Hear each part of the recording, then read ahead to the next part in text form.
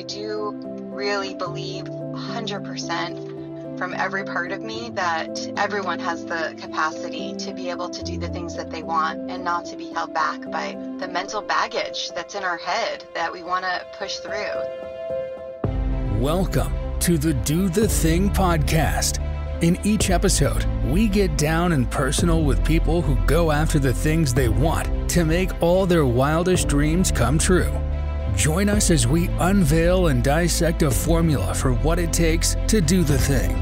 Here is your host, Stacy Lauren. Hey everyone, welcome to the Do the Thing podcast. This is your host, Stacy Lauren. Oh my gosh, I can't believe I'm here. I am actually recording an interview with someone that participated in our second Do the Thing Dating Dare Challenge. And it's been amazing because the second challenge was really a great way for me to integrate the pieces of the Do the Thing formula from what happens the first challenge to getting the exit interviews from the participants and then being able to implement like all those things that I thought could really help for the second challenge. And so it's really exciting to be able to have this chance to talk to our next guest because she participated in the second challenge, was an amazing participant. She even went full born into the rhino that we used for the challenge as the guide to guide everyone through handling rejection and getting out of your comfort zone and doing hard things. And so she totally just got the whole concept throughout it and was an amazing supporter of all the participants. So I'm so excited to get a chance to dive in with her and hear all about how she did the thing. So, hey, Chrissy. Hi. Thanks for having me on. Yeah, welcome to the show. I'm so excited to have you. Me too. I'm excited to be here and I was excited to take part in the whole project. Like, it was awesome. And I did. I may or may not have asked for a stuffed rhino for Christmas and got it for Christmas. So I have my own charge now. Oh my gosh. You have to take a picture with him. I love that. Yeah, well. That is so cool. And it's so funny because that was for the listeners. So what happened was, for the first Facebook Live, the kickoff challenge for the Do the Thing Dating Dare Challenge, I don't know, it was a last minute decision because the girl that was helping me run the challenge that helped me create it. So she had mentioned I should really have a co-host. And I don't know who I can have as a co-host for this challenge. And then I remembered, so I am in love with a rhino. That's my life, right? And I think you heard this story from when I was in college. It was this book that I read called Rhinoceros Success. And it was all about charge. Or no, it wasn't even about charge. It was about the rhino and how if you picture yourself as a rhino, it's so much easier to do hard things. And I had gotten my daughter a stuffed rhino a year ago. And she's the one that named him Charge. And so at the very last minute, 10 minutes before that kickoff, I got it. And I was, oh my God, Ryan, Charge, you are my perfect co-host. And it took on so well. Like, people totally got it. Yes. It's just a great visual and it helps you understand. You're right. A rhino would never walk softly into a room, right? A rhino would never care about what the other things around it. It's just going to do what it's got to do. So he's perfect. I love it. Oh, so good. Well, I'd love to just start off and just have you share with the listeners why you decided to join this challenge. What really got you to say yes? So I have been out of the dating pool for, I'm afraid to even say a quarter of a century, but, and I'm a widow. And so I felt like I was ready to start thinking about it, maybe not jump into the pool, so to speak, but I was ready to start at least exploring the concepts. And I thought this was a good way to do that. And it was so much better than I even expected. I expected to get one thing out of this, right? That's what I was hoping for. With anything you do, I hope to take one thing away from it. I learned so much in this. I can't even tell you how much I took away from this. It was not one thing, it was a million things, and they were all great things. It just fills my heart to hear you say that. So before this, had you done dating and then online dating, or what was kind of your experience with dating in general? So I've never done online dating. I was with my husband for 20 years and then he passed away about 4 years ago. So the last time I dated, it was before there was much online dating. That still had a stigma to it. And I'm sort of a serial monogamous to some extent. And I've realized now, thanks to our group, that had to do with my attachment style, which I have a better handle on now. But so for me, what I wanted to do was kind of immerse myself in it without being unsafe, right? Like, and this was the way to do that. It wasn't scary joining an online dating crowd. It was more talking about the dating scene and how things are these days, right? So that's sort of why I joined. Yeah, no, I love that. And so how did you find the daily objective with self-love being the core objective of you doing every day? So I found it hard in practice until we talked about meeting you where you are and what don't I suck at. I have decent self-esteem, but I can't say I love everything about myself, right? Like, I'm very self-aware of my flaws and things. So when you said, what don't I suck at? That made it easier for me. And it's helped me to sort of reframe my thinking. And actually that fed into my goal this year is to work on my inner voice and the negative things that come from it. And that was one of the things that helped me see I needed to work on that was the daily journal. Even though there were days I didn't want to do it and I really struggled with it. I don't know, I hate everything today and I screwed this up and I'm tired and I'm cranky and I'm fat and I'm old. So some days it was a little hard to come up with something. And like I said, but it was well worth it. It's kind of the whole gratitude practice. It's the same kind of thing, but appreciating yourself, which I'm not so great at, right? So I thought it was very, very helpful. Yeah, I love that you said that with the meeting you where you're, because like I had just talked. So for the listeners, what happened was I had just talked to a wilderness therapist who helps kids overcome trauma in their life and basically had said that there's a lot of kids that will come to her and she wants them to find what's good about their day, but they're in such a emotional state that they can't even access what's good. So she says, what doesn't suck about your day? And to them, that was like an easier way for them to open up that portal to see what was good. Because like an example would be, oh, it's not raining today. And so that just made me realize, oh my gosh, this is perfect for the dating challenge because depending on where you came from, for you, it came from being a widow. But there were a lot of people in the group that had come from really toxic divorces and just totally had gone through a lot of stuff, right? And like you said, having the inner voice talk. Mm-hmm. Yeah, I just felt so many people talk about positive affirmations and positive this and this is gratitude and all that is good, right? But sometimes you're just not there. And it's meeting the person where they're at, I think is such a huge thing. And so I love that you actually mentioned that specifically because that was a huge kind of connection point for me too, where if you're not there, don't beat yourself up that you're not there. Just meet yourself exactly where you are. Right. And that was huge for me too, because like I said, on the day I was having a rough day, I didn't really like anything about myself right that minute. Right. And then I got mad that I couldn't come up with one dumb thing.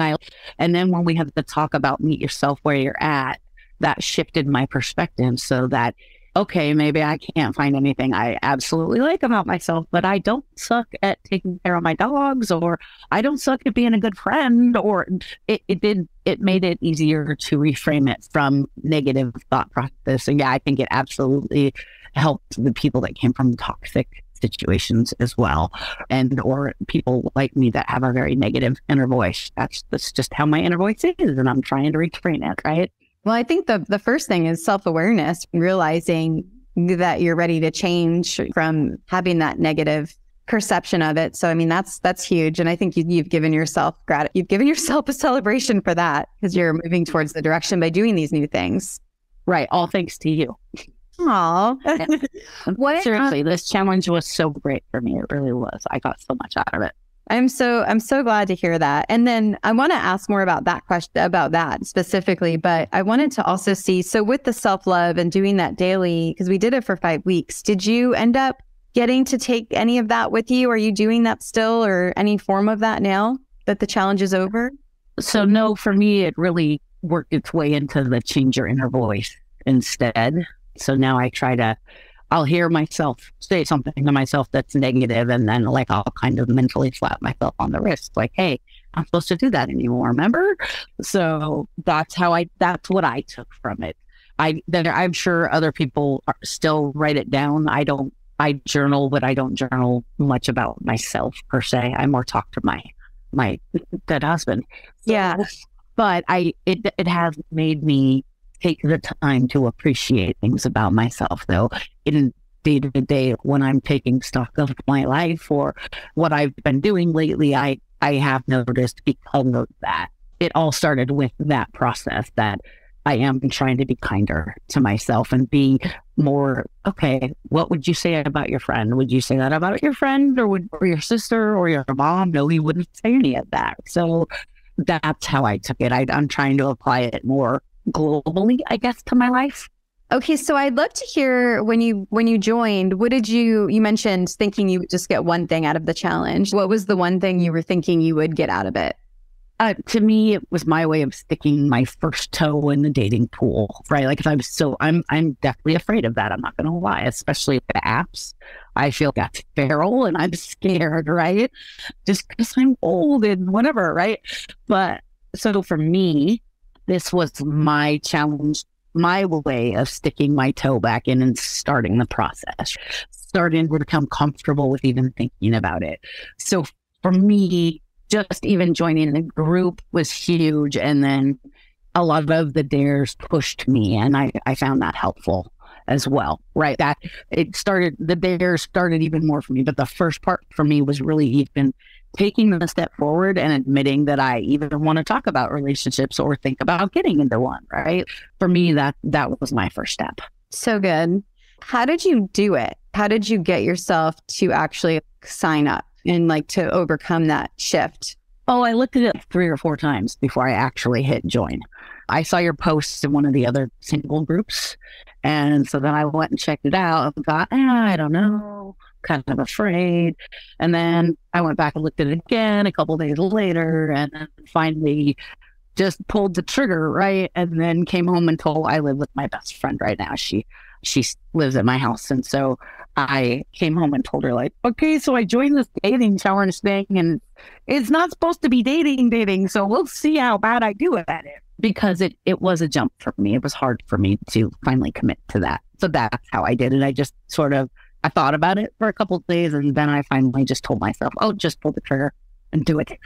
Yeah, I will admit I was super nervous even after I signed up. I told my friend that when we, like that first meeting, I was so nervous that first meeting. I don't know why, right? In hindsight. But in the beginning, I was like, oh God, what are they going to make us do? Are we going to have to go around the room and say who we are and all that? Like, I didn't know what to expect. So I did have some nerves and some anxiety over it. I just thought, okay, this is it being Facebook based and or Zoom and that kind of thing. It's a little less risky, right? So for all of that, it fit right in. It was risky enough for me, but safe enough. All of those things together. I love that because it just shows that you were comfortable in the group. I'm curious, how did that community around you help kind of create that momentum for you to be able to do the dares? Oh, they were so huge. It was such a great community of people who were being vulnerable and admitting, hey, I was afraid to do this, but I did it and it wasn't that bad. Or, hey, I tried and I just couldn't do it today. Like that made me feel not alone. And everybody in that group was supportive and kind. And I made some friends that I feel like I will continue with for a while. People I never would have come across in IRL, right? In real life. But people who I consider to be amazing, interesting people. And I'm grateful for the opportunity for them to have come into my life. So that group was incredibly important. And when you said you closed it after like a week or two, that made a lot of sense to me so that we could continue to grow closer too. And you kind of got to know Mike's personality and Natalie's personality and Ryan, you appreciated them for their daily little happy notes and or things, right? And everyone else who shared, who took the time to say, oh God, I really didn't want to do this and it went better than I thought or all that. Like that was very meaningful for me. And it helped me to want to stay in the group. I think if we didn't have that interaction, if it was more like a tutorial or whatever, like a learning experience without interaction, I'm not sure if it would have held my attention the whole time, right? But the fact that I felt connected with these people really made me want to continue with it and continue to grow. Yeah, and you're making me think. I'd love to have you explain for the people listening. Maybe this might be the first episode they're hearing. Is what is the Do the Thing Dating Dare Challenge in your perception, and what is it? For me, it was learning, it was a group learning project and an experience project that we all worked on together, but separately, right? Like, but you had people going through the same thing at the same time. So it felt collaborative. I'm not sure if that's the right word, but so to me, what it was is a group of people who came together to discuss their life experiences and how to just move forward through your fear and do it anyway. And the whole, but did you die thing, one of our slogans is, but did you die? And just do the thing, because you do go do it. And it wasn't as bad as you made it out to be in your head. For the life of me, I hated going and eating a meal by myself. I felt like everybody was looking at me like, how does this lady not have someone to eat a meal with her? Right now, I could care less, because I got over that. And that is all because of all the things we did in the challenge. So for me, I guess another way to put it would be that this group encouraged me, and we encouraged each other to stretch our limits, to find out that things aren't as hard as we maybe make them out to be in our head, and that there's nothing wrong with trying and having it not work out.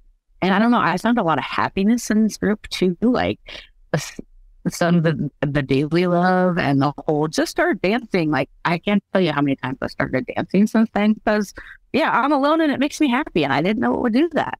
So I took so much from this group.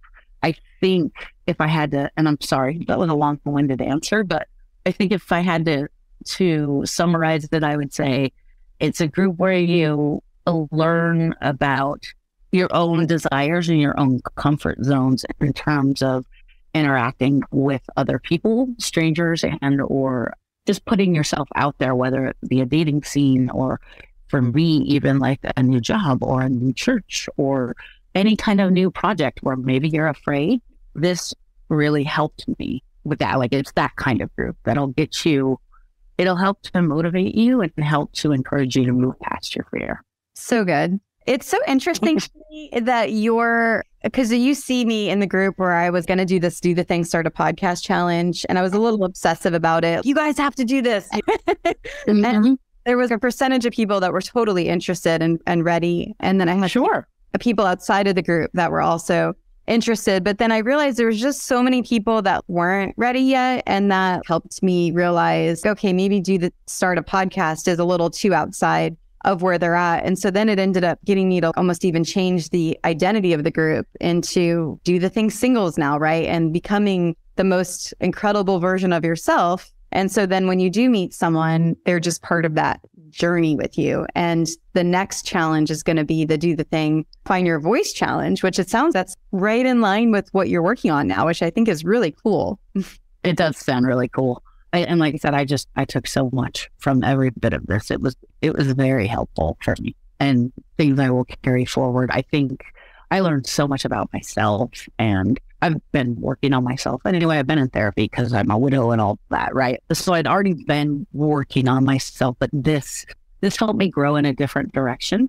And I think a lot of it had to do with the fact that there was a community involved. And I feel you're my friend, Stacey, and I feel like's my friend, and Natalie's my friend, right?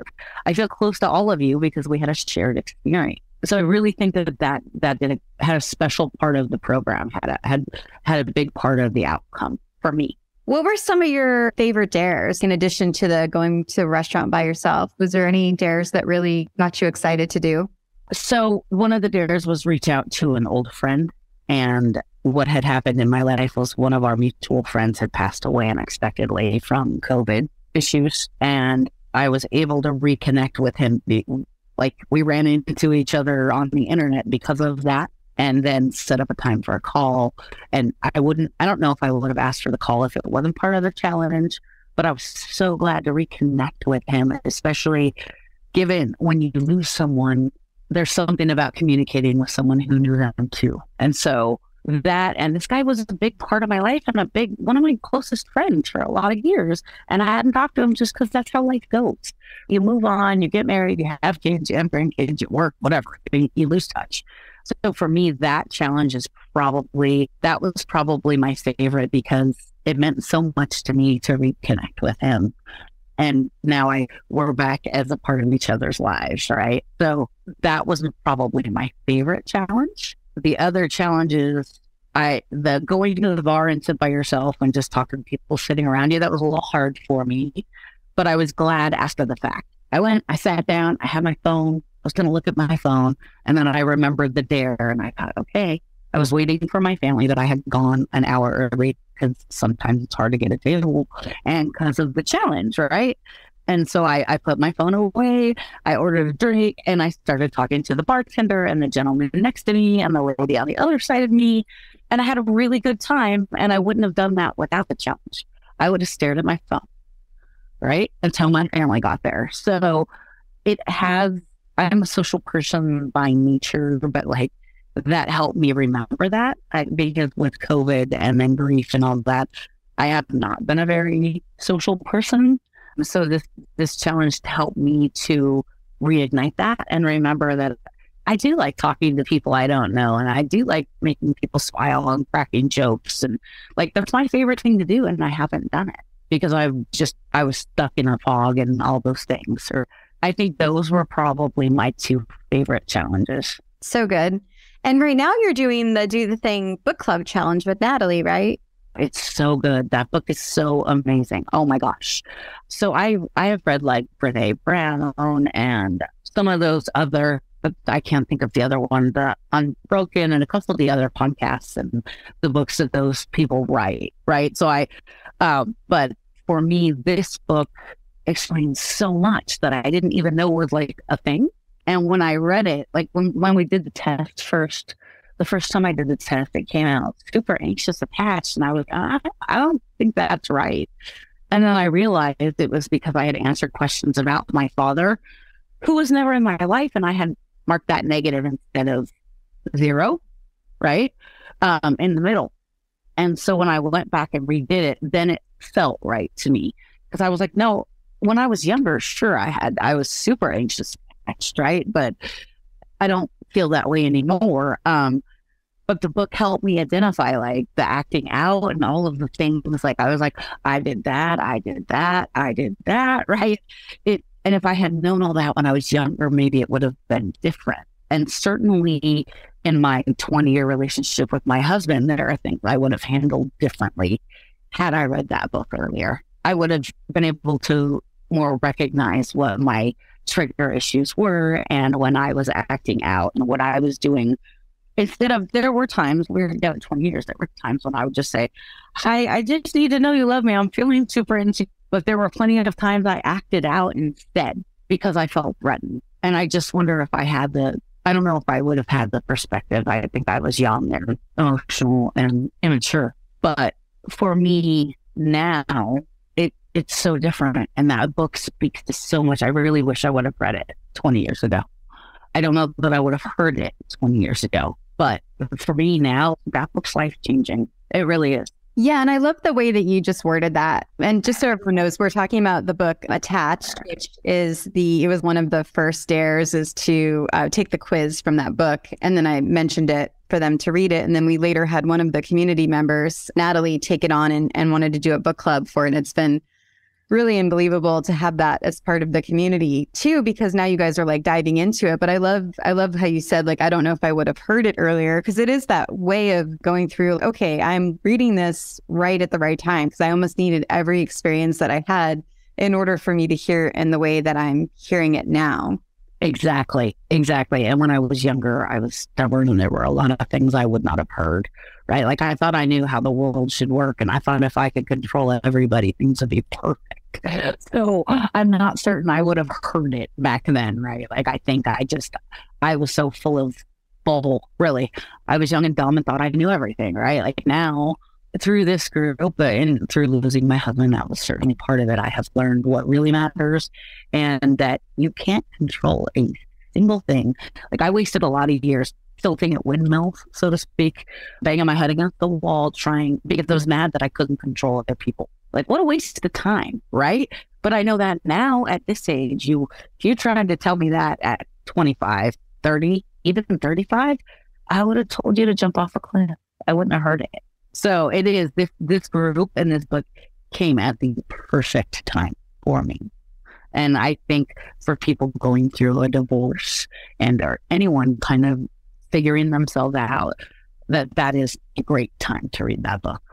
And what do you think it's been for you being able to kind of dissect it deeper with the people that you've already been kind of going through this growth experiment with, if you call it that, with doing the challenge and then being able to dive deeper with the book club? Like, how has that experience been for you? So that's been great because there again, you have community and we've gone chapter by chapter. We just did chapter 6. And what's interesting is you get stuff from the chapter itself, but then you're listening to other people talk about what they got from it. And you have other light bulb moments when they're talking about their experience or their perspective. I'm not just learning from the book, I'm learning from the other people in the group. And to me, that's amazing. And it makes it, I read a lot, I read fast. Yes, I would have read this book. I think I'm getting a ton more out of it because we're discussing it and we're sharing thoughts and ideas about it. I really feel I'm getting a lot more out of it because of that. And I'd love to hear, and I'm asking this question because as the community grows, we're going to have more members take roles on, kind of like what Natalie did, right? Where she's, I have an idea, let's do a book club on Attached. What's it been for you? We're watching her step out of her comfort zone, doing this book club and taking it on, like kind of watching her kind of go through this process where now she's evolving to another level and like being a part of almost like seeing her growth in a way. How has that been for you being a part of that? So, watching her grow, and she's doing the thing. You could tell the first night of book club, she was nervous. Who wouldn't be? But she did great. And now she's super comfortable with it. And it's a great, comfortable group. Everybody has nerves that first time. But it was so cool to watch her go from being nervous to taking control of it, taking the reins. And she's been excited about it the whole time, but now she's excited about it and past the nerve, so it's even better. And she's just beacon of light because she's just out there with her feelings and her experiences. She is not afraid to share, and that makes it very comfortable for everybody else to share. I think it makes me comfortable. So it has been so cool to watch her grow and watch her. She's open about her dating life and things like that too. So like that's been fun to watch too, because, you kind of live vicariously, but it also inspires you to be like, okay, look, she did that. You could maybe, I signed up for pickleball. We're supposed to start tomorrow night. That was my big leap for this year. So my best friend and I are going to take pickleball classes but it's because I watched Natalie do book club or some of the other people in the challenges get past their fear and have happy results. Nobody died. Nobody was scarred for life by pushing their boundaries a little bit. And so that inspires you to push your boundaries, I think. Oh, totally. I love that. I love hearing you say that. And then I'm also wondering, and what's cool about Natalie taking on the book club was it almost held her accountable to read the book. And so I love that idea of and learning it even deeper because now she's part of facilitating it. And so I think it's great that you're able to share that too. But as far as accountability goes for you, like you were at majority of the Facebook Lives that were on Mondays, and then now you're doing the book club on Sundays. What's getting you to show up to these things and then also then do the things associated with? Like, how are you keeping yourself accountable to get to do the thing, I guess I should say? Sure. So there again, the community's part of it. I know if I don't show up to book club, it's not a big group of people. They're going to know I'm not there. And I made a commitment. I'm an adult. And when I make it a commitment, I stick to it and I do the best I can. And yes, I would say like the second, one of the nights I didn't want to do it. I hadn't read the book. And then I crammed the book and then I joined it and I got so much out of it. I thought, well, that's what you get for being negative. See, why were you complaining? So I found that both with the challenges in the Do the Thing and in book club, that being accountable to the community because I feel bonded to the community makes me want to show up and meet the deadlines. I do the things. I want to read the chapter so that I can have a nice conversation with these people who also read the chapter because we're all taking the time to do this. I don't want to let them down. If life is busy and sometimes you can't read a chapter, fine. You can still have a conversation. You still get stuff from it, especially like Natalie highlights and reads quotes directly from the book, which is fantastic. But so for me, it's the community. Committing to the community is what made me show up and made me do it. There were a couple dares I didn't want to do. and I can't remember for the life of me what they are right this moment. But I just went and did them. And it's like going to the gym. Anything that makes you uncomfortable. I've never once wanted to go to the gym. I've never once wanted to work out. But once I've done it, I feel better about myself. Some of the challenges were like that for me. No, I don't want to do this. But after I proved to myself and to our community that I could, I felt better. And watching the other people do it, right? That's inspiring too. That makes you kind of get over your nerves. Well, okay, she did it and he did it. And it went fine for them, so I could probably try it. How do you think you grew in other areas outside of this Do the Thing Dating Dare challenge, like in other areas of your life? I learned so much about myself, and I think growing up, and I just was so desperate for somebody to love me, and I was so anxious in my attachment style that I spent my whole life, I'm a natural born people pleaser, so I spent my whole life trying to get someone else to love me, right? I never thought I was a bad person per se, but I can't say that I necessarily loved myself until I finally had my long-term and healthy relationship with my husband. So I don't think I spent a lot of time learning about myself. And this group, this challenge, I have learned so much about me and why I am the way I am and what I want to be and what I don't want to be. And similarly, what I want the other person to be or not to be, right? We're reading the different attachment styles, and I don't have time for someone who is, what do they call it, when they won't attach, right? Like at this point in my life, I'm sorry. I don't have time for games and wondering if you like me, but that helps me to identify it. So there's so many things and it's helped me with my communication style at work, the way I interact with people at work, considering I look at what I learn about myself, I then turn around and think about it, and it gives you a new lens when you look at other people. So I'm not exaggerating when I say it really did change so many different facets of my life. So the attachment helped me with my best friend. I had an issue with my best friend. They hurt my feelings. They didn't mean to, but it was a big hit to me, and it was hard for me my initial reaction was to avoid or just be mad and suck my thumb in the corner, and it was my issue, not theirs. They didn't do it on purpose. Shit happens. People hurt your feelings. But this book helped me.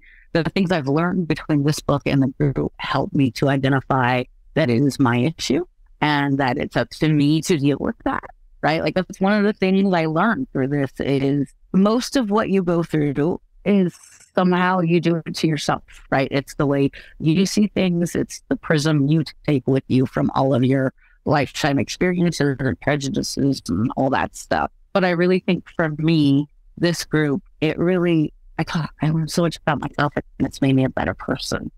So this is going to sound weird, but my husband dying made me a much better person because you suddenly realize what matters and what doesn't, and you don't care about stupid little things.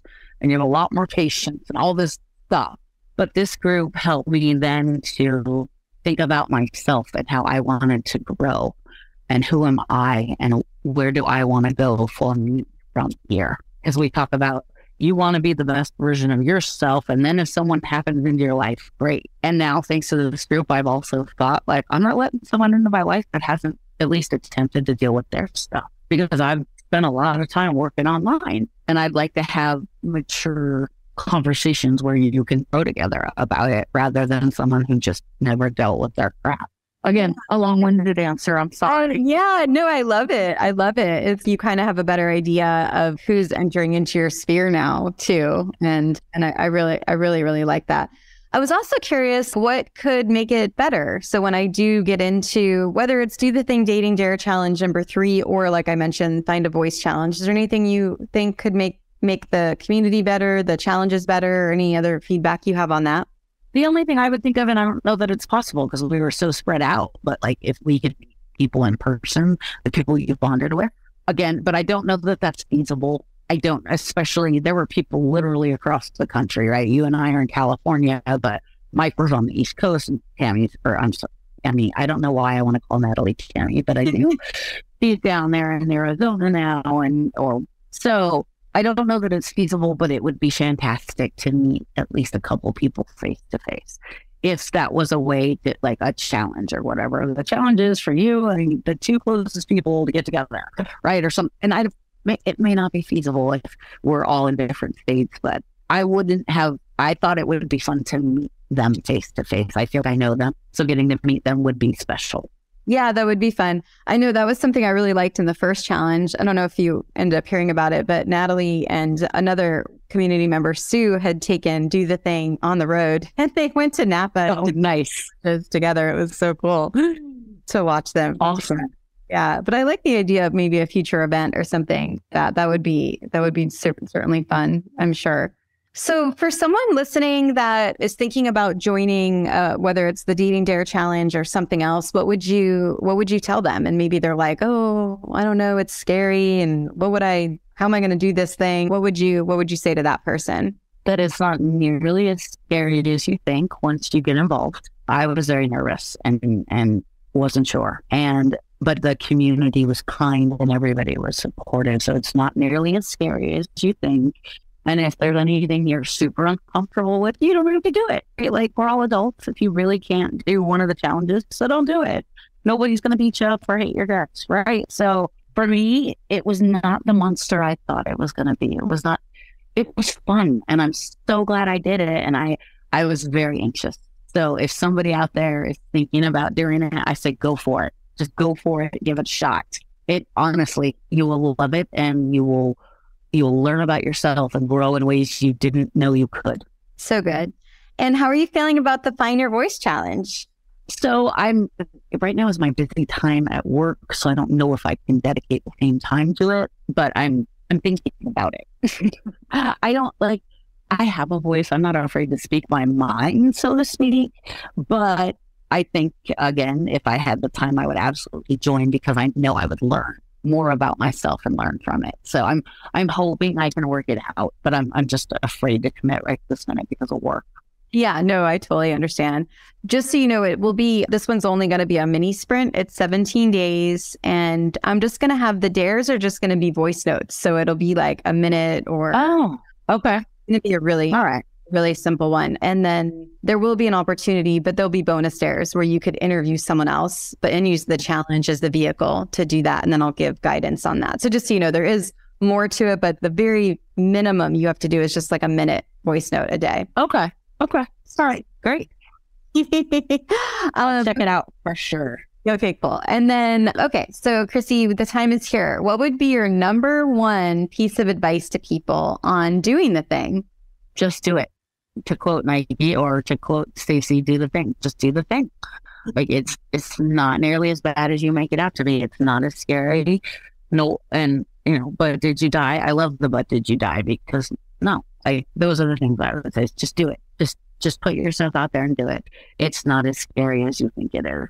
And is there anything I didn't ask you that you wish I did? I guess my only uncomfortable experience was this was it was one of the dares, and I didn't die. It wasn't my favorite, but I didn't die.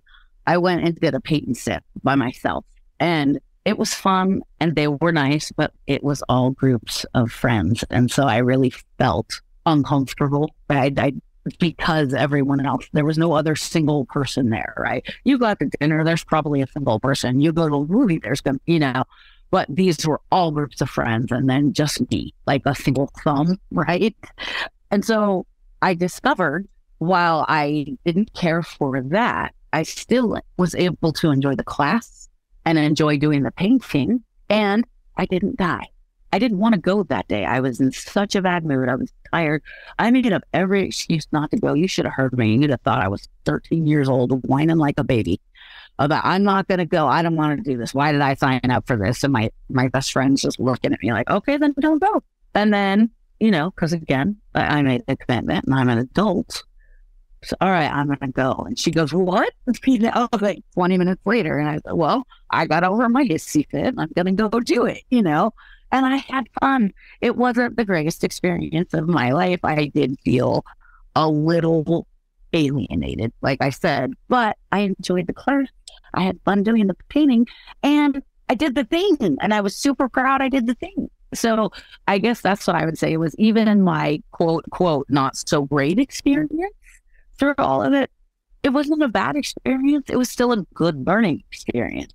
I still had fun with it. I still learned like, okay, but you didn't die by being the only one there without a friend. Like nobody was actually rude to you and it wasn't like you're in junior high or whatever. So I guess that's a question, if I was you, that I might ask other people is, okay, and what was your least favorite part and how did you get through it? Or how did you feel about it? Because for me, that being on a scale of 1 to 10, if that's the negative, that was not a negative. Everything I did was positive and I got great things out of it. Yeah, and I'm really glad you brought it up because it's making me think I could even give some prompts for someone when that does happen. Because I used to have a thing where networking meetings or things like that, I didn't like going up to like groups of people. I only went up if the person was by themselves. But I had an experience last year where I went to this networking thing with my boyfriend and he's comfortable going up to groups of people. And I met the most amazing person that I'm still friends with now, and she actually helps me with some copy stuff for the podcast. And I wouldn't have met her if we didn't go up to that group. And so my thought is maybe that's something I can support around, is coming up with, okay, this is what you could do when you're in that situation, running into a group of people and you're feeling you're the only single person, like maybe give some more guidance around that too. Yeah, I think that would be helpful. It would be helpful for me. And I'm sure I'm not the only one that feels that way, right? Well, I think we all feel a little anxious when we feel like the only lone person in the group. So yeah, if you could find a way to work that in, that'd be fantastic. Yeah, because there's sometimes there's some fun around it when the group brings you in as their adopted kids, Yeah. Yeah. And like you said, you can make friends that you never thought you would have made, right? Like, and my mom, I was raised by a lady who talks to strangers. So I talk to strangers. We're in line at the grocery store. I'm going to crack a joke at you or say hi or something or comment on something in your basket because that's just who I am. But that's different than putting yourself out there in the ways this group made me. This made me grow in a different direction. And I really enjoyed that. So good. Well, do you have any social media where people can follow along with your adventures or anything online? I don't think I'm that interesting, I guess. My dogs are on Instagram, Onyx and Cole. Oh, yeah. Share their Instagram. They are at Onyx and Cole. Those are my puppies. And they're the most interesting thing about me, if you ask me, because they're adorable.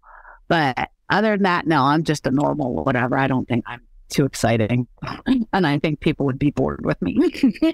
Well, I have a feeling after you listen back to this episode, you will potentially open your mind on that. Although I'm sure Onyx and Cole are amazing, but I think you'll hear a difference of opinion when you listen back to this. Aw, thanks. Yeah, it's been incredible having you in the group, and thank you and congratulations for completing the challenge and also signing up for the book club. I know just the contribution that you make into the community is really incredible. And yeah, I just wanted you to know how much I appreciate you. Thank you. I can't tell you how much I appreciate you, that you put all this together, that you administer it, and you're involved, and you're a cheerleader. Like, you do it all. And part of what makes it's such a great group is because you're upfront and honest with your experiences and feelings, and that's inspirational. And I can't imagine all the time this takes, and I assume, like, I don't hear any ads. I don't think you're getting paid, lady.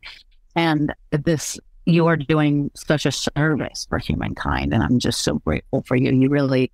You falling into my life was a huge blessing. Thank you.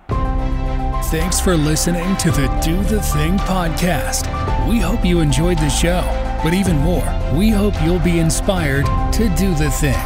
Do you have a burning question on doing the thing that you'd like answered? How about an inspiring do the thing story of your own that you'd like to share? We'd love to hear all about it.